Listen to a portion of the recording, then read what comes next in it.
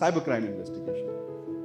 Somewhere the world needs a proper convention. Like in 1945, the UN came up with this charter around warfare, where it talked about what is, when can countries engage in war, and how a war has to be engaged in. Similarly, there were conventions about treatment of prisoners and so on and so forth. There is no convention on cyberspace. So today you see countries are attacking everything, right from electricity grids to nuclear plants, to hospitals, to pipelines, to dams, to even the information space. And before this gets out of hand, it has to be controlled. In 2016, the G20 countries, they pledged together and said that we will stop cyber economic espionage.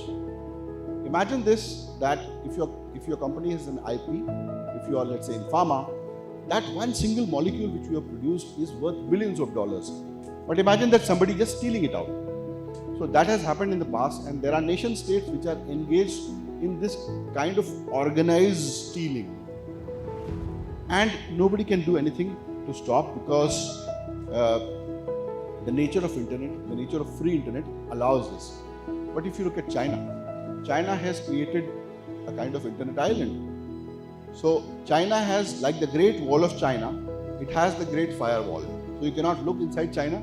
The Chinese can look out to only those things which the government of the Chinese Communist Party permits. So today, for world to attack Chinese infrastructure is almost impossible, but China can attack any infrastructure at will, because they are using the free world, they are using the values of the free world to attack the free world. And hence, there are no norms in cyberspace. And it is time that while you have technology, while you have excellent skill sets, while you are pumping in money to secure your own infrastructure, it is outside this that things are happening. That there are cybercrime groups, and at times these cybercrime groups are nation state supported. Sometimes there is a concept of safe haven, that you, as long as you are conducting these operations outside, we don't want to look at you. So there are countries which are doing it. Then there are jurisdictions which are so privacy conscious that they are allowing crime. For example, there are certain Scandinavian countries where you can host your servers, and for privacy they will not give any information to law enforcement.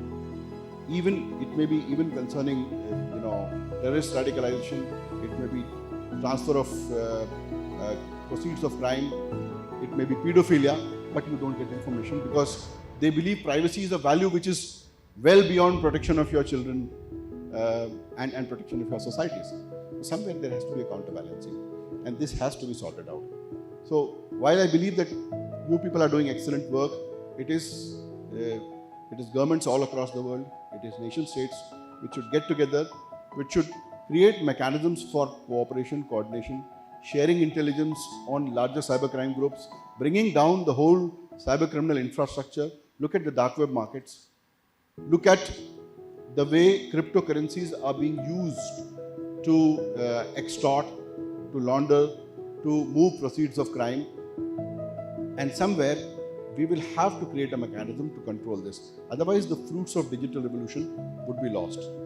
Having said that, I would like to congratulate you all because I see that, especially in Indian banking sector and in India, we have amazing talent.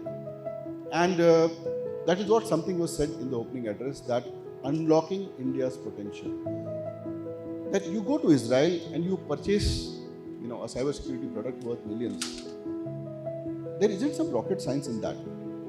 We have exceptional good engineers here, but I don't know why we are not productizing.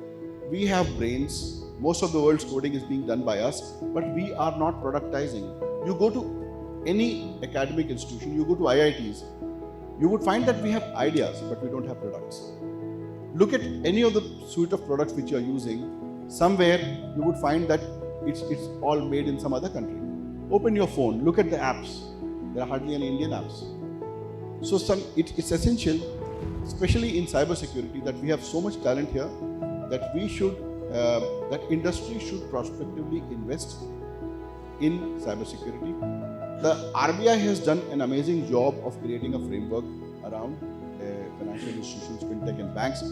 And the RBI cybersecurity framework also calls for utile investments in cybersecurity. So today I would urge upon the industry to, when you look at your cybersecurity investments, take some part and invest it in innovation.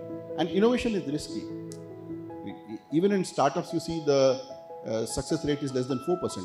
But somewhere like crops, like weapons, if you do not have your own crops and your own weapons, it would be your whole enterprise is designed to fail. And finally, as a country, I would say that whenever your prosperity is more important than your security, you would be colonized, you would be dominated. See, if you look at the history of India, we could not patch 1 0-day cyber pass. Right? It remained open. And it subjugated us for 1,000 years. And today, again, we are at a situation where in the next 20 years, we would be the second largest economy in the world.